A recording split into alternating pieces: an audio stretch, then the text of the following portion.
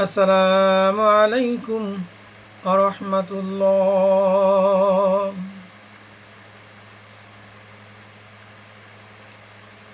আলহামদুলিল্লাহি রাব্বিল আলামিন।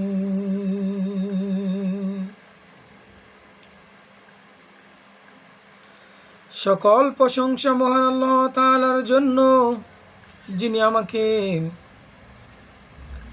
এত নেয়ামত রাজি দান করেছেন। যে নেয়ামতের শুকরিয়া আদায় করি আমি কেন পৃথিবীর বুকে এমন কোন মানুষ নেই, এমন কোন ইনসান নেই যে আল্লাহ রাব্বুল আলামিনের নেয়ামতের শুকরিয়া আদায় করে শেষ করতে পারবি। এজন্য আল্লাহ রাব্বুল আলামিন পবিত্র কালামুল্লাহ শরীফের মধ্যে ঘোষণা করে দিয়েছেন, লা ইন শাকারতুম লাযীদান্নাকুম ওয়া লা ইন কাফারতুম ইন্না আযাবি লাশাদীদ। যে ব্যক্তি আমার নেয়ামত পাইল অথচ নেয়ামতের শুকরিয়া আদায় করল না, আমি আল্লাহ রাব্বুল আলামিন তার কাছ থেকে নেয়ামত ছিনিয়ে নেই এবং কঠিন আযাবের মধ্যে, বিপদের মধ্যে, বালা মুসিবতের মধ্যে গ্রেফতার করিয়ে নেই। এই জন্য সর্ব অবস্থায় সর্বহালতে মহান আল্লাহ রাব্বুল আলামিনের শুকরিয়া আদায় করতে হবে। আল্লাহ রাব্বুল আলামিনের শুকরিয়া আদায় যদি আমরা না করি, তাহলে আল্লাহ রাব্বুল আলামিনের কালামুল্লাহর মধ্যে যে ঘোষণা করেছেন, সেই ঘোষণা অনুসারে আমরা কি হব? ক্ষতিগ্রস্ত হয়ে যাব। যাই হোক, এই জন্য আমরা সর্ব অবস্থায় সর্বহালতে আল্লাহ রাব্বুল আলামিনের শুকরিয়া আদায় করব। আল্লাহ রাব্বুল আলামিন যেন আমাকে এবং আপনাদের সকলকে যেন তৌফিক দান করেন, সেজন্য মহান আল্লাহ তাআলার দরবারে ফরিয়াদ। আজকের যে আলোচনা, সে আলোচনা হলো, যদি কোনো শুধু মুসলিম ধর্মের নয়, অন্যান্য ধর্মেরও বিষয় রয়েছে।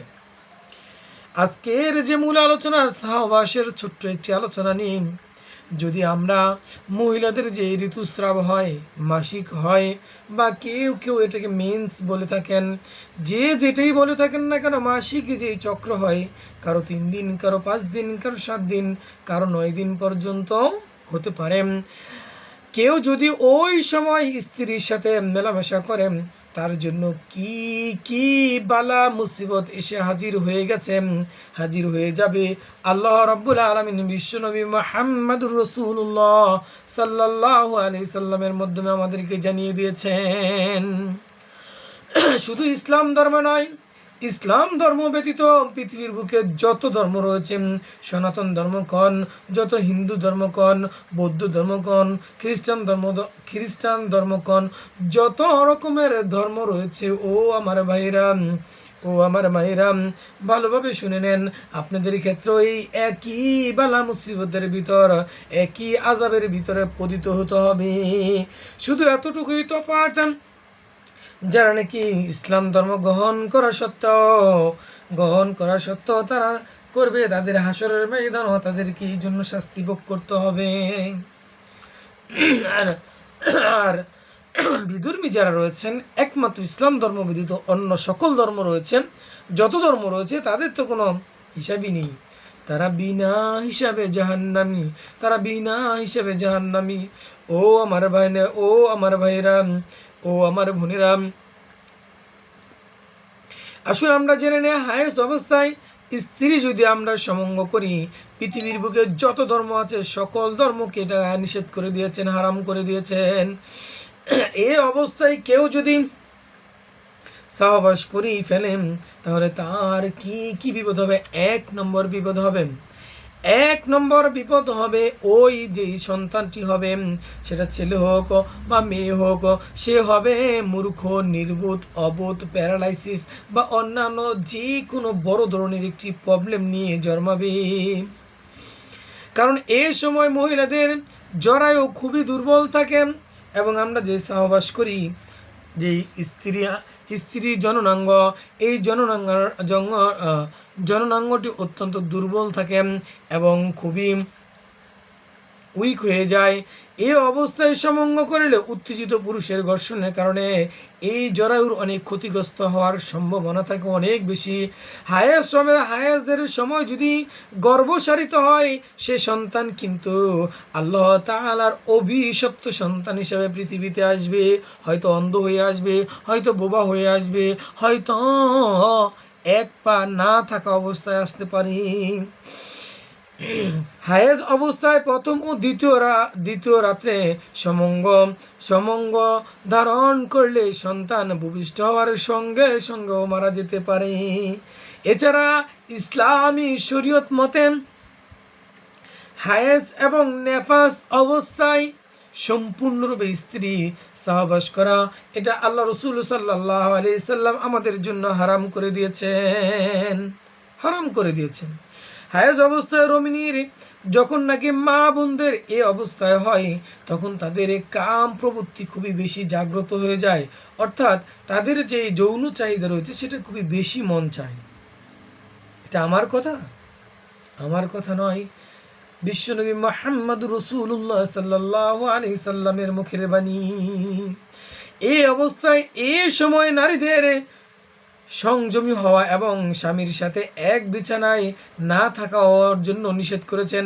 যেসব স্বামীদের কোনো বুঝ নেই, কন্ট্রোল করতে পারে না, তারা যে এই অবস্থায় জানা সত্ত্বেও ওই স্ত্রীর সাথে মেলামেশা করে, খোদার কসম করে বলছি,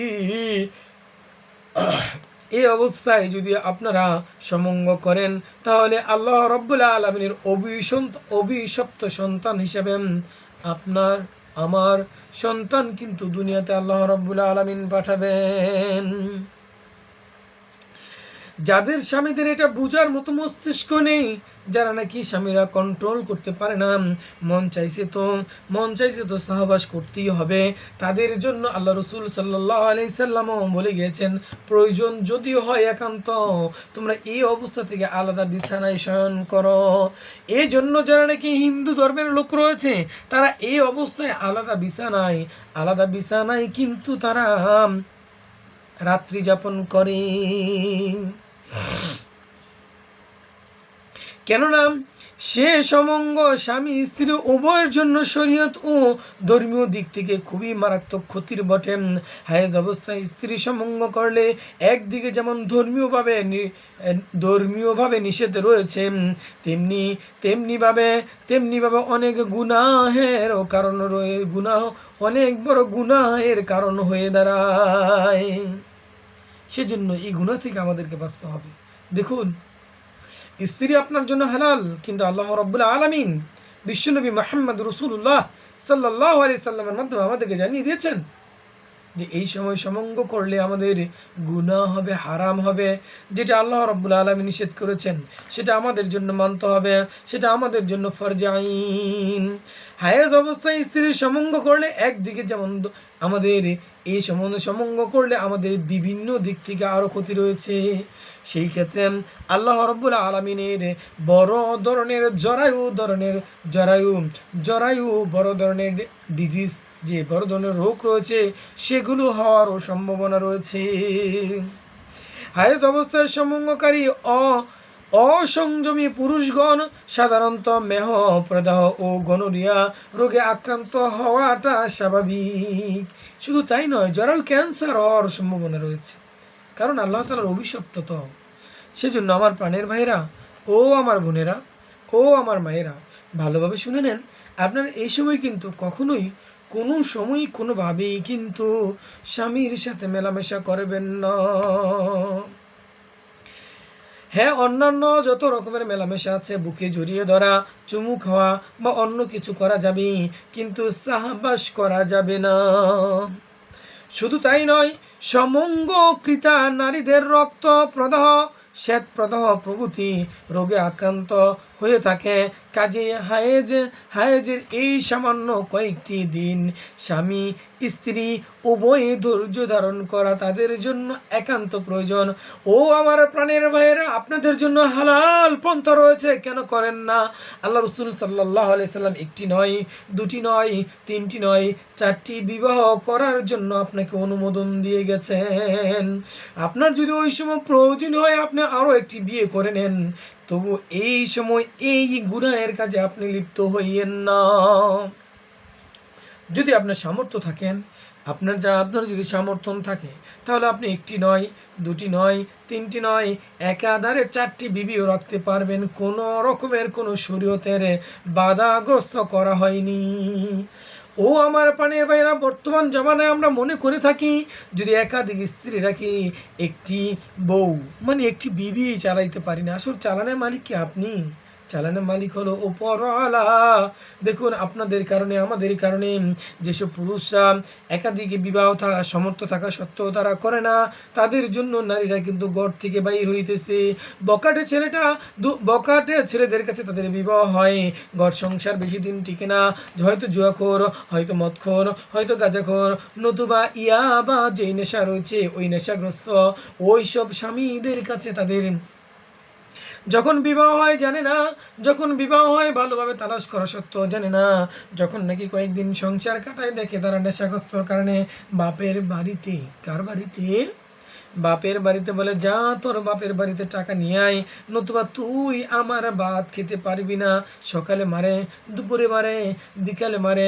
ও আমার ইসলামিক ভাইয়েরা, আপনারা যদি পারেন, সামর্থ্য থাকে, তাহলে আপনারা একাধারে 4টা বিবিও পরিচালনা করতে পারবেন। কেন গুনাহের কাজে যাবেন? সহবাস করার জন্য নিষিদ্ধ সময় রয়েছে, 7 দিন থাকে, 5 দিন থাকে, 10 দিন থাকে।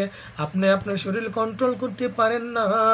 ও আমার প্রাণের ভাইয়েরা, আপনি আরেকটা বিবাহ করে নেন এবং শরীয়ত সম্মতভাবে ওই স্ত্রী এবং সকল স্ত্রীদেরকে আপনার যেভাবে বিশ্বনবী মুহাম্মদুর রাসূলুল্লাহ সাল্লাল্লাহু আলাইহি সাল্লাম বিবিদের সাথে উঠা বসা করেছেন সেইভাবে আপনি করেন, যেভাবে সাহাবীরা করেছেন, যেভাবে তাবিঈরা করেছেন সেইভাবে করেন। ও আমার প্রাণের ভাইরা, এ ছিল আজকের মতো এই ছোট্ট একটি আলোচনা। এবার যদি আমি এই হায়াস অবস্থায় আপনারা সমঙ্গ করেন, তাহলে কি হবে? আপনার সন্তান বোবাও হতে পারে, আপনার সন্তান অন্ধ হতে পারে, আপনার সন্তান এক চোখ বাঁকাও হতে পারে, এক চোখ নাও হতে পারে, আপনার সন্তান হাত পা আঁকা বাঁকাও হতে পারে। এই জন্য আমার প্রাণের ভাইরা, আল্লাহ রাব্বুল আলামিন আমাদেরকে যেন এই হাদিসের মাধ্যমে আল্লাহ রসুল সাল্লাল্লাহু আলাইহি সাল্লাম শুধু আমাদের ইসলাম ধর্মে নয়, সকল ধর্মের মধ্যেই এই সময় মেলামেশা করার জন্য অকাট্যভাবে নিষেধ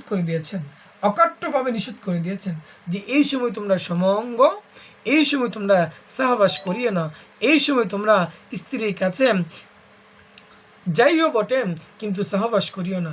যাই হোক, আজকে ছিল এই আলোচনা যে আল্লাহ রাব্বুল আলামিন যদি আমাকে আপনাদের কাছে আমি দোয়া চাই যেন আল্লাহ রাব্বুল আলামিন মৃত্যুর পূর্ব মুহূর্ত পর্যন্ত এইভাবে আলোচনা করে আপনাদের সামনে উপস্থাপন করে কিয়ামত পর্যন্ত যেন আপনারা এই আলোচনাগুলো দেখতে পারেন। ও আমার প্রাণের ভাই, আমার প্রত্যেকটা আলোচনার ভিতরে মানুষের জীবনে, আপনার জীবনে, আমার জীবনে, মা বোনদের জীবনে, সকলের জন্য এলেম শিক্ষা করার ব্যবস্থা রয়েছে। সকলের ইহলৌকিক মঙ্গল এবং পরলৌকিক মঙ্গল কামনা করেই আমি আজকের এই আলোচনা থেকে বিদায় নিচ্ছি। সকলের আসসালামু আলাইকুম ওয়া রাহমাতুল্লাহি।